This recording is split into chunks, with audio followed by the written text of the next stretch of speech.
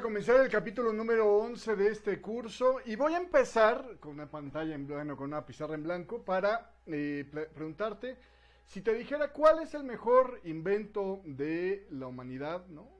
En toda la historia de la humanidad, ¿cuál es el mejor invento que hemos tenido? ¿Cuál sería tu respuesta? Pausa este video, piénsale un momento y luego dale play cuando ya tengas tu respuesta a ver si coincidimos. Resulta ser que el otro día estaba yo leyendo un artículo que decía que el mejor invento de la humanidad indudablemente era el excusado. Y yo la verdad es que puedo entender esa idea, ¿no? El excusado tiene múltiples ventajas, es algo que está ampliamente difundido en nuestra sociedad moderna. Gracias al excusado no nos congelamos el trasero cuando tenemos que evacuar en las noches de invierno o cuando hace frío, y no nos estamos vaporizando tóxicamente cuando queremos ir al baño en las tardes de verano, ¿no? Donde en las letrinitas, híjole, el vaporcito dicen que era toda una aventura. Entonces, yo entiendo que es algo que ha mantenido limpias las calles, que es algo que le ha dado funcionalidad a la humanidad, pero no es necesariamente el mejor invento, porque simplemente no podría existir si no fuera por el que creo yo que sí es el mejor invento, y esto es el dinero. Y precisamente sobre esto vamos a hablar el día de hoy. El tema es dinero y precios.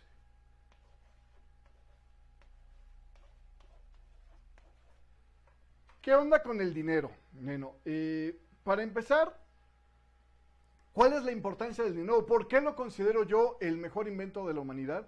Básicamente porque la invención del dinero, porque es un invento, es algo que no lo descubrimos, nadie más lo usaba, no existía de otra manera, es algo que nosotros inventamos.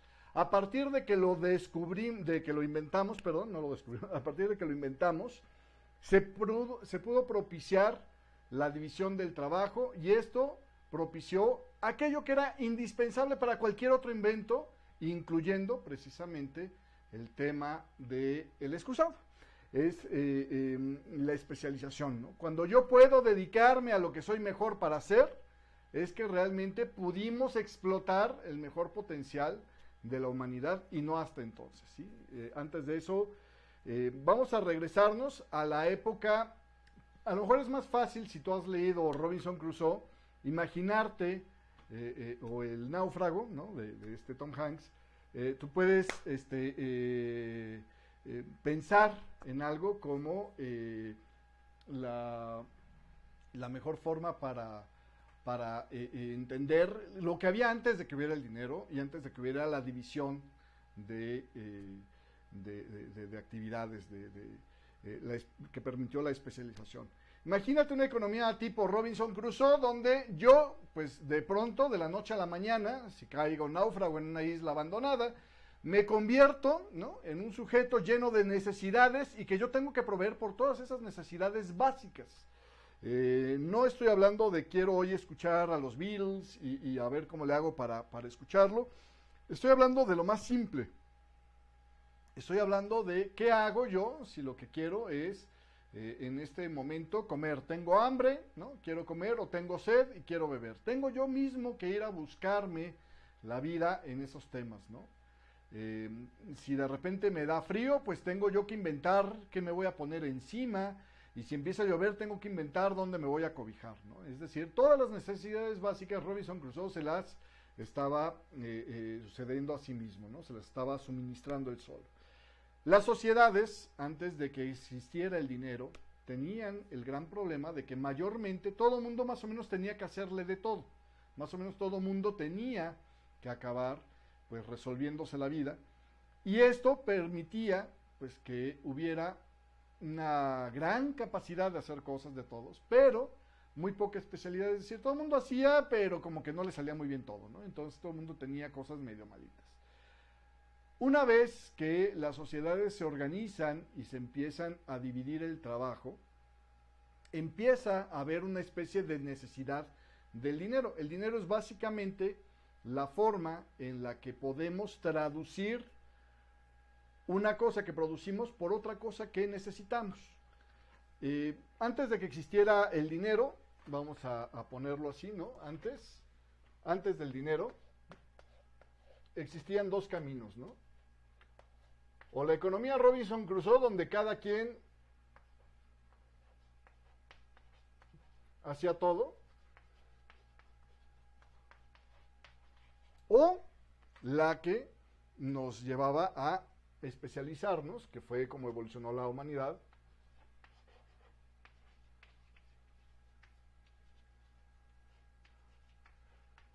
y esto era que cada quien iba a producir lo que era mejor para producir, pero no hubiera prosperado esta rama, esta desviación que tomó la humanidad, si no hubiera existido el dinero. ¿Por qué? Porque ¿cómo es que podíamos tener... Imagínate que yo me encargo de producir zapatos. Y yo hago zapatos muy bonitos y hago zapatos muy cómodos, pero resulta ser que, pues, cuando yo termino un zapato, tengo hambre, salgo a la calle y digo, a ver, voy a buscar, hoy se me antoja comer una hamburguesa, ¿no? Y voy a buscar quien haga hamburguesas. Y resulta ser que me encuentro en la calle a alguien que hace hamburguesas y digo, ah, qué bien, hamburguesas, tengo hambre. Mira, traigo unos zapatos, quiero unas hamburguesas. No, no, espérate, yo no necesito zapatos, yo tengo unos zapatos que compré el día de ayer o que me hice de ellos el día de ayer y por lo tanto no necesito zapatos. Pero podría necesitar, a lo mejor un poco más de pan porque se me está acabando, ¿no? Y entonces, fíjate cómo cuando yo trato de hacer el intercambio especializándome, o sea, yo que fabrico zapatos, trato de intercambiar mis zapatos por lo que necesito en ese momento, que era hamburguesas, o que deseaba yo en ese momento, tenía un grave problema. Una de las complicaciones de esta forma que es conocida como bueno, a eso que estoy haciendo yo queriendo cambiar mis zapatos por las hamburguesas se le llama intercambio. Eso creo que no hay duda en eso. Y el intercambio se daba en dos formas, ¿no? La directa, que también llamamos trueque, es decir, yo te cambio lo que hago por lo que tú haces, eso se llama trueque, tiene una serie de problemas, ¿no? Tiene una serie de complicaciones. La primera es esta que te acabo de explicar, ¿no? Yo quiero comer hamburguesas, el que tiene las hamburguesas no quiere zapatos, quiere otra cosa. Esto se le llamaba doble necesidad confluyente, ¿no? O confluencia de doble necesidad.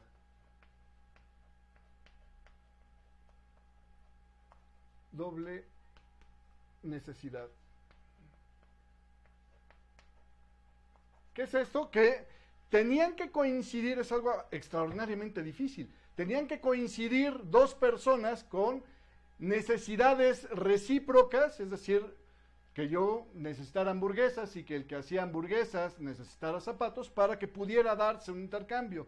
Si no, necesitaba yo buscar en un mercado lo que el otro quería y tenía que convertirlo, ¿no? Y entonces ahí yo voy por la calle diciendo, híjole, necesito pan, ¿no? Y alguien por ahí dice, hey, yo quiero pan, ¿no? Yo tengo pan, ¿qué tienes para ofrecer? No, pues tengo zapatos. No, yo zapatos me acabo de comprar la semana pasada. Yo lo que necesito es madera, ¿no? Y ahí voy como loco.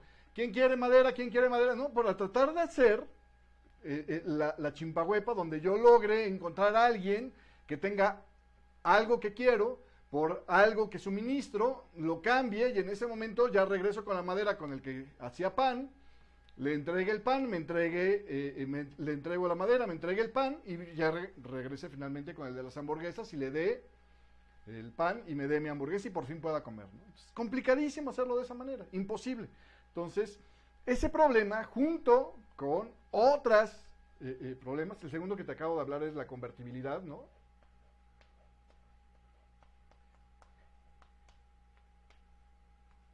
Había otros problemas, ¿no? Por ejemplo, pues de repente la indivisibilidad.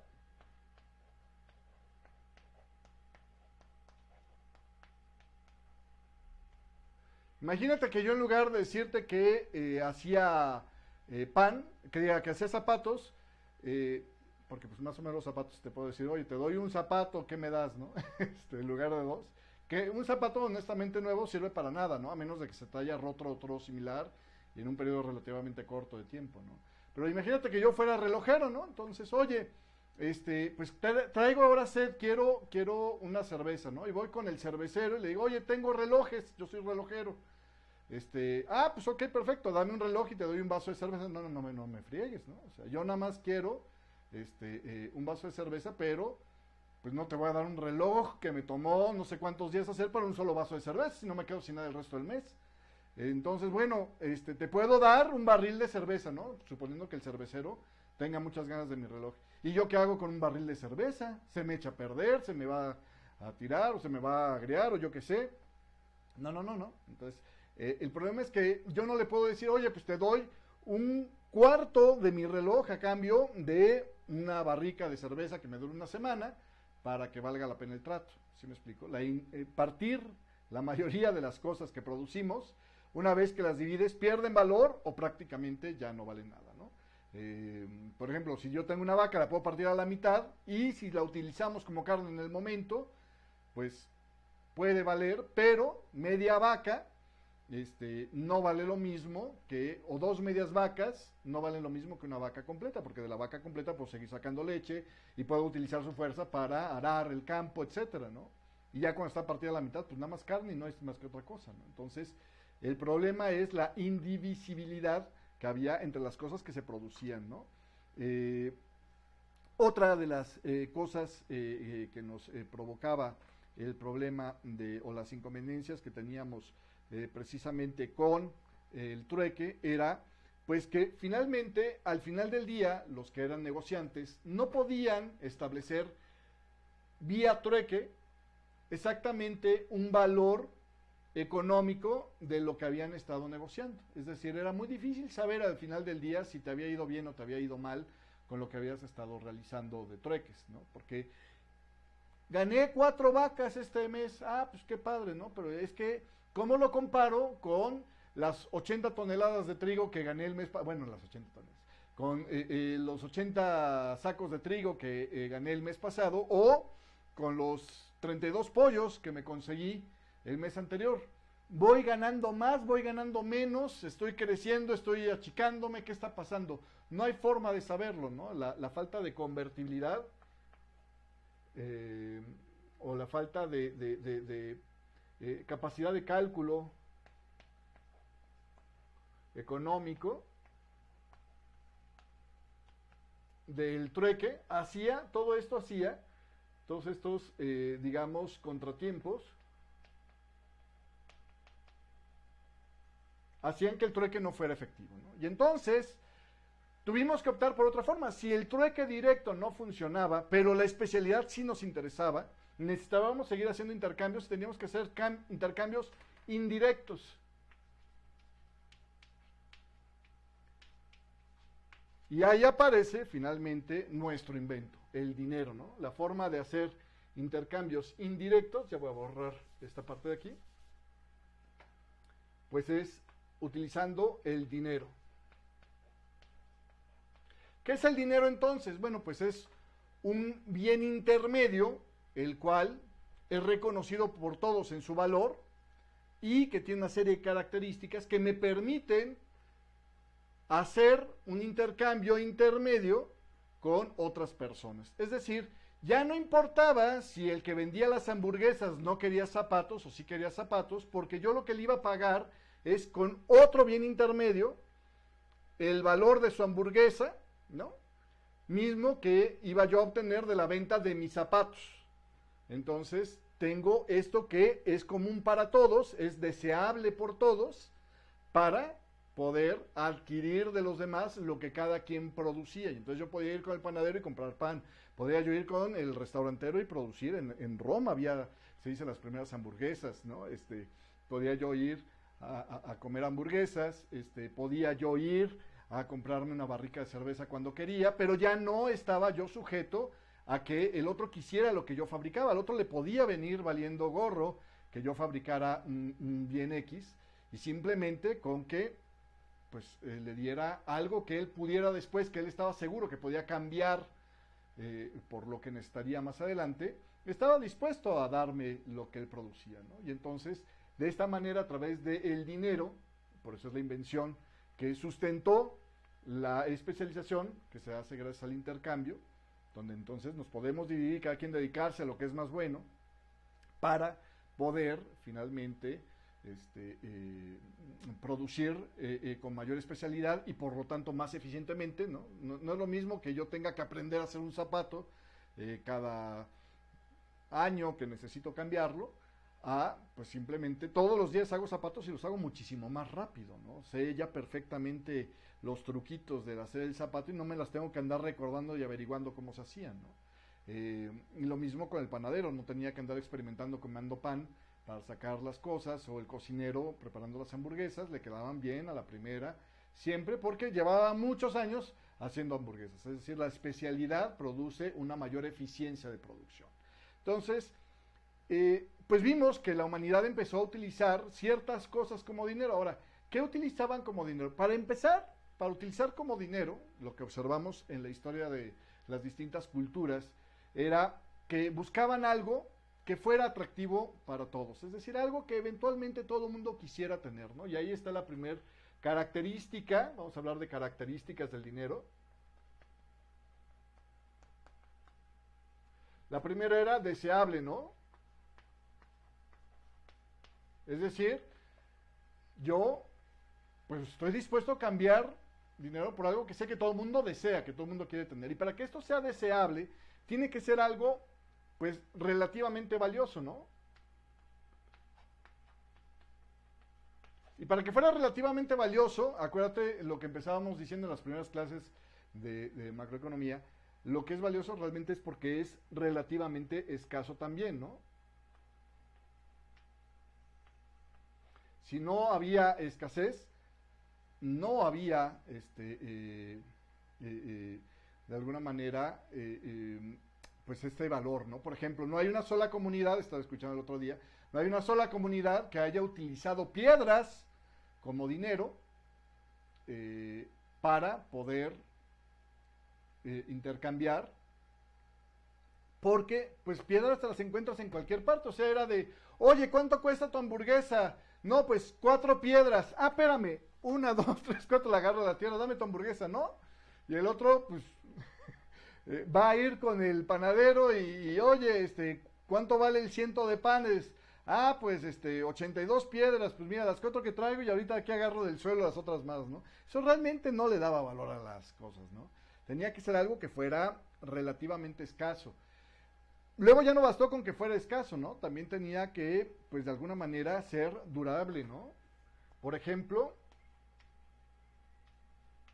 hay un caso que exponían donde el pescado, que se echa a perder rápidamente bajo el sol, eh, en los países o en las culturas más bien que se daban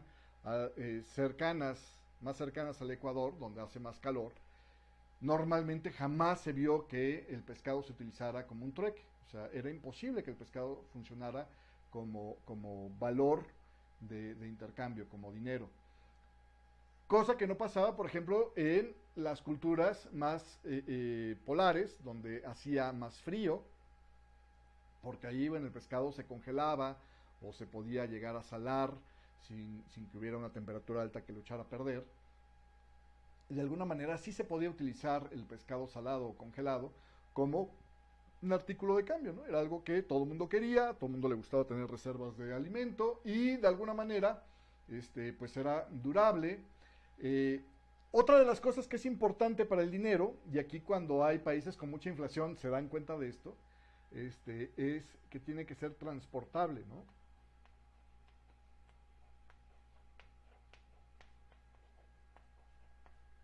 Imagínate tú, si yo de repente agarro y digo, por ejemplo, ¿por qué el plomo nunca se convirtió en moneda o nunca hubo monedas de plomo, al menos que el otro supiera que le estabas dando plomo, ¿no? Pues simplemente porque el plomo pesa un montón y cargar una gran cantidad. Voy a comprarme una casa con el plomo. Pues espérate, primero déjame ver de dónde consigo a la cantidad de gente que esté dispuesta a cargar las montonales de plomo que necesito para construir mi casa, ¿no? O para comprar mi casa. Entonces, tiene que ser algo fácilmente transportable o, por ejemplo, no sé, algo que sea muy voluminoso. no se me ocurre ningún ejemplo, pero algo que fuera muy voluminoso de caminar, bueno, pues cómo voy caminando, ¿no? Y de repente, oye, me quiero comprar unos chicles, bueno, pues ahí te van 3 pacas de algodón, por ejemplo, para el chicle, ¿no? Si las pacas de algodón, que es un bien valioso, que no es que se da en todos lados, que tiene cierta escasez, etcétera, la quisiera utilizar como dinero, pues no funcionaría, ¿no? No es algo que sea monish, le dirían los americanos, no es algo que sea asimilable a dinero, ¿no? ¿Por qué? Pues porque simplemente es demasiado complicado cargar esto. Y eso pasa en los países donde hay mucha inflación, donde los billetes dejan de ser útiles y tienen que renovar, le llaman los conos monetarios, es decir, los paquetitos de billetes que tiene cada país, cuando hay demasiada inflación, porque hay que cargar carretonas completos de dinero, es decir, cantidades exorbitantes de billetes, para comprar algo muy básico, ¿no? Algo muy pequeño. Entonces, ahí es donde está el asunto. Tiene que ser transportable. Y otra de las cosas que es importante, y allí salió, esta la primera vez que la discutí, por lo menos en el canal de YouTube, fue cuando le hacían una pregunta a Ben Bernanke, uno de los legisladores que quería impulsar su idea de regresar al patrón oro. Le decía, bueno, ¿y por qué la gente utilizó oro y no diamantes, por ejemplo, como dinero en la antigüedad? Y Bernanke como que se quedó pensando y dijo, por costumbre. La respuesta correcta era por el concepto que te voy a enseñar ahorita, que es la divisibilidad. Divisibilidad, ay Dios, significa que cuando yo divido el bien, las partes de ese bien sumadas dan exactamente igual a lo que dividí. ¿Sí me explico? Y ahí está el punto o el problema. No es fácil la divisibilidad de los diamantes. O sea, no es algo así que tú digas, oye, pues mira, el mes de renta de la casa donde estás viviendo, pues es de 3 cuartos de diamante. Entonces tú agarras, sacas un diamante, le das un martillazo y dices, ahí están los 3 cuartos, ¿no? Hay que saber dividir un diamante para que no pierda su valor a la hora de dividirlo demasiado, ¿no? Entonces, la divisibilidad era la explicación de por qué la gente no usaba diamantes. Pero si oro, si yo agarro y un cachito de oro que pese menos, pues, o 2 cachitos de oro que pesan 5 gramos, es exactamente lo mismo que 10 gramos de oro en una sola pepita, ¿no? Valen exactamente lo mismo, ¿sí me explico? Entonces, estas son las características que fueron buscando las distintas comunidades. Fue un proceso para poder llegar a esta situación. Por ahí seguramente, si alguien es un poquito dado a entrarle a la Wikipedia y cosas así, me vas a saltar con la pregunta de, oye, dices tú que, por ejemplo, las piedras no se podían usar como dinero, pero las ramas sí. ¿Por qué es esto? Ahí en la historia del dinero hay algo que hicieron los reyes en el Reino Unido, que era el Stick Italy, si no me equivoco se llamaba, que era una rama con una serie de cuñas que se le hacían, de mellas que se le hacía a la rama para significar un valor de dinero, y era una tradición que se tenía en el Reino Unido. Dependiendo del número de cuñas que tenía esa rama, era la cantidad de dinero que el gobierno reconocía. Pero en ese punto, la rama esa con esas cuñas se volvía irrepetible prácticamente, porque esta la producía solamente el rey, y el rey partía la rama a la mitad. Es decir, imagínate que tenemos aquí la rama, ¿no? Un palo de madera, y decía, ok, este palo va a valer por cada, no me acuerdo cómo iba la tablita, pero por cada cuñita tenía cierto valor, ¿no? Entonces, digamos que tenía un valor equivalente a tal cantidad por las cuñas que tenía, ¿no? Entonces, ya que estaba formado el palo con las mellas, ¿no? Y un palo que tiene una corteza que es difícil de imitar, etcétera, etcétera, agarraban las cortezas, los cortes no se hacían a distancias exactas, sino que tenían que coincidir exactamente. Agarraba el rey y lo partía a la mitad, el palito. Entonces tú te llevabas la mitad, que significaba lo que tenías de dinero, y el rey se quedaba con la otra mitad, y la conservaba en sus bóvedas.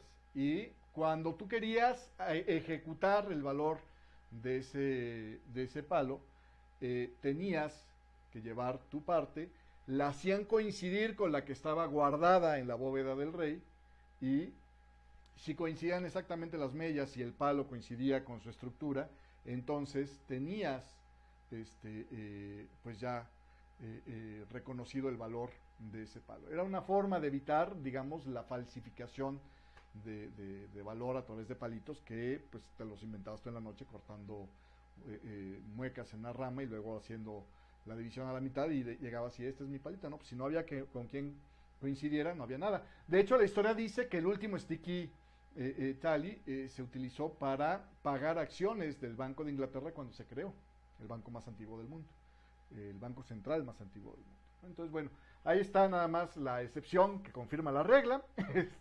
Y retomando el tema, bueno, ¿qué cosas se utilizaron como dinero en el principio de la historia? Bueno, pues la sal, por ejemplo, era algo que perfectamente cubría con esto. Antes era algo no tan fácil de generar como ahora, entonces la sal se sacaba precisamente de aquellos yacimientos que se hacían cuando se habían desecado cuerpos de agua grandes, y era un bien valioso, deseado por todos, porque la sal se necesitaba para cocinar, y de alguna manera era divisible. Te da lo mismo tener 10 gramos de sal que tener una piedra que pese 30 gramos de sal, o 10 veces, o repartido en granitos, 30 gramos de sal. No sé si me explico. Otra de las cosas, pues el oro, el cacao, que aquí fue algo que, digamos, evolucionó, las conchas marinas, las plumas, etcétera. Unas fueron más eficientes, duraron más, otras fueron menos eficientes, se acabaron antes, dependiendo de la cantidad de estas características que tuvieran, pero el hecho era que esto nos permitía precisamente hacer el intercambio, hacer el negocio entre los distintos productores relativamente fácil, ¿no? Ahora, para poder utilizar el dinero, ¿no? Hacer un intercambio indirecto y el dinero, teníamos que ponernos de acuerdo, y esta era la palabra por la cual adelanté esta clase para poder tener el antecedente de lo que te voy a explicar en la otra, que es el tema de los precios. ¿Qué son los precios? Déjame quitar esto de acá. ¿Qué son los precios?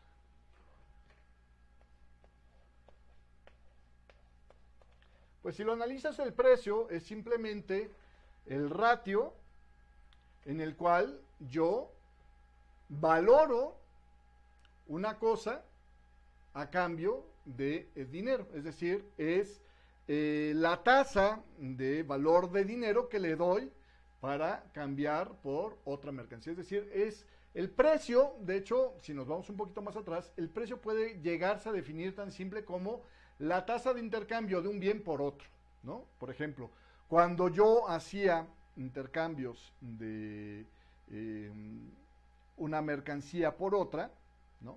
Ahí, pues de alguna manera, se le llamaba precio relativo, ¿no? Es decir, yo relativizo el precio de la mercancía a otra mercancía. Yo puedo decir que, por ejemplo, si yo tenía 15 gramos de plata, equivalían a 1 gramo de oro, ¿no? Que más o menos en la historia esa era la proporción que siempre se tenía, ¿no? Entonces, el precio relativo del oro eran 15 gramos de plata y el precio relativo de la plata eran 15 gramos de oro. Entonces ya no importaba si yo tenía oro o plata, yo podía utilizar cualquiera de las dos mercancías, ¿no? Otra de las cosas que puedo tener con el precio relativo es, por ejemplo, en la historia de los tulipanes, aunque ahí ya existía el dinero, la tulipmanía, un bulbo, y te lo pasan así histórico, como para cuando hay mucho tiempo, de repente el valor nominal del precio, es decir, lo que valen moneditas, como que no nos suena muy coherente, nos es más fácil representarlo en objetos materiales. El valor relativo de un bulbo especial, con un patrón especial de tulipanes, equivalía o valía tanto como un barco mercante de madera. Entonces había la historia de un marinero, y esto, si ves el video que tengo en el canal sobre la tulipmanía, verás que narro esa historia de un marinero que de repente agarró, se encontró un bulbo que se había caído de ese tulipán tan valioso, y sin saber que no era un bulbo de tulipán, que era un bulbo de tulipán, y pensando que era una cebolla, agarró y se la comió frita con un pescado, y el tipo se comió el valor de su barco donde estaba navegando, simplemente con un pescado, ¿no? Esperemos que le haya quedado bueno. Luego, hay otros tipos de intercambio cuando, por cierto, cuando una mercancía puede utilizarse como dinero, le llamas una mercancía que sea monetizable, es decir, es una mercancía que puede, por sus características, utilizarse como un asimilable del dinero. Tal es el caso de los metales preciosos como el oro y la plata que estamos hablando. Otra de las cosas que apareció en el dinero fue pues ya el dinero corriente, ¿no? El dinero que hoy conocemos, ¿no? Originalmente, por ejemplo, vamos a hablar del dinero que hoy por hoy es el más conocido, el dólar. Un dolarito, cuando surgió originalmente, no era más que un pedazo de papel que representaba un valor de algo que era a todos valioso, como el oro, en realidad, ¿no? Decían que un vigésimo de onza de oro era el equivalente a un dólar, ¿no? La libra esterlina era otro de esos ejemplos, ¿no? Un papelito que representaba un metal valioso. De hecho, esterlina es una calificación de pureza de plata, una plata que está al 92.5, si no me equivoco, de pureza en la plata. Esto es la plata esterlina, es decir, es una calidad de plata con una pureza del 92.5, eso se le conoce como esterlina. Y la libra esterlina, que es la moneda de Inglaterra, que finalmente no se metió al euro,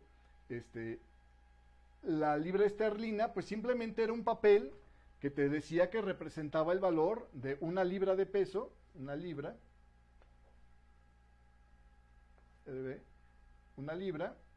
de plata esterlina. Y por eso se llama la libra esterlina.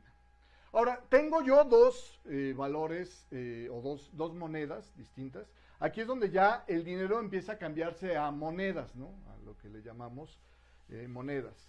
Que es el valor establecido de lo que originalmente valía el dinero. Originalmente, el dinero o las monedas se basaban en, digamos, un activo fijo, ¿no? Un commodity, un bien sólido y tangente, ¿no? Y había una reserva de ese bien tangente donde se almacenaba ese dinero que se representaba a través de esos papeles que eran promesas de intercambio. Si yo llegaba al banco y le daba su billete que decía que valía un vigésimo de onza de oro, ellos tenían la obligación de darme un vigésimo de onza de oro, ¿no? O si yo llegaba al Banco de Inglaterra y le soltaba un papelito que decía libra esterlina y que habían emitido ellos estaban obligados a darme una libra de plata esterlina a cambio, ¿no? Simple. Cuando yo tengo dos de estas monedas, lo que estoy haciendo cuando yo quiero cotizar una moneda, uno en otra moneda, dos, no le llamamos precio de la moneda, lo que llamamos es la tasa de intercambio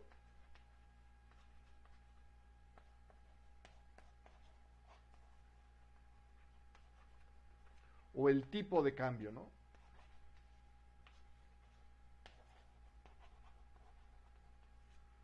¿Vale? Y de aquí obtenemos lo que es precisamente, si buscas en inglés la palabra intercambio, verás que es exchange, y extranjero es foreign, y entonces el foreign exchange, cuando lo comprimes, te da el mercado forex, el comercializar una moneda a cambio de otra, que es básicamente lo que nosotros hacemos. Para dar la introducción de lo que va a ser la siguiente clase, que tiene que ver con la inflación de los precios y el comportamiento de los precios, ya que definimos lo que era precio, ya que vimos algunas expresiones de precio, vamos a introducir nada más un concepto que te va a ayudar a entender el tema de la inflación y la evaluación, devaluación, etcétera, etcétera, que tiene que ver con la degradación, debasement, dicen los americanos, degradación o desbasificación de las monedas. ¿Qué pasaba cuando yo tenía un reino y yo era el que, como rey, controlaba el monopolio de acuñar monedas? Si yo tenía monedas que tenían un peso X, ¿no? Aquí en posición de batalla estaba el rey. Yo tenía monedas que tenían un peso, digamos que esta moneda tenía el peso de 1/20 de onza de oro, por decirlo, ¿no? Y me quería ir a la guerra y necesitaba yo más dinero para hacer esto, o quería construirme un nuevo palacio y necesitaba yo más dinero. Una forma que encontraron los reyes medio tramposona pero efectiva para tener más monedas de la nada, que no fuera a exprimir más al pueblo, era precisamente la devasación o degradación de las monedas. ¿Cómo es eso? Pues yo agarraba y le decía a mi acuñador de monedas, ¿sabes qué? Fúndeme estas monedas, mézclalas con este otro metal que es más barato, con un metal que fuera más fácil de conseguir, y que se siga pareciendo la moneda al final de cuentas a lo normal, ¿no? Y entonces, si yo le agarraba y le quitaba, digamos, 1/3 a la moneda, ¿no? Pues obviamente, si yo tenía 100 monedas y les quitaba a todos 1/3 de esa moneda, ¿no? Y lo cambiaba ese tercio de esa moneda por otro metal, pues yo tendría ahora un 30% más de monedas de la nada, porque pues a la hora de que tuviera el mismo tamaño, o vamos a pensar, yo agarraba y partía a la mitad la moneda, ¿no? Para hacerlo más fácil el ejemplo. Le digo, mitad le pones el oro que tiene esta moneda y la otra mitad la compensas con este otro metal para que no se note que es más chiquita la moneda. Y entonces, por cada moneda que tenía yo, automáticamente tengo 2 nuevas monedas, ¿no? Y entonces, de esta manera había yo duplicado el dinero de mi reino, así de la nada, simplemente consiguiendo algo de metal barato y agregándoselo a las monedas. Obviamente, cuando los reyes abusaban de esta práctica, al final de cuentas acababa una moneda con unas características físicas que no se parecían a la moneda original que ellos pensaban, que el pueblo pensaba que estaba teniendo o recibiendo por las cosas que el mismo rey les compraba, ¿no? Los barcos que le mandaba a hacer para la guerra, las armaduras que le mandaba a hacer para la guerra, las espadas que les mandaba a hacer para la guerra.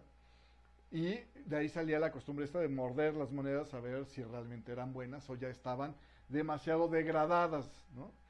Y esto es el principio de una de las cosas que pasa con la teoría monetaria cuando tú agregas liquidez, es decir, agregas monedas en el sistema monetario más allá de lo que debieras de estar haciendo. Lo que hace es que estas monedas la gente reconoce que valen menos y por lo tanto empieza a ser el juego del perro que se persigue la cola. Y sobre esto vamos a hablar en la próxima clase. Muchísimas gracias por estarnos acompañando hoy. Nos vemos en la próxima.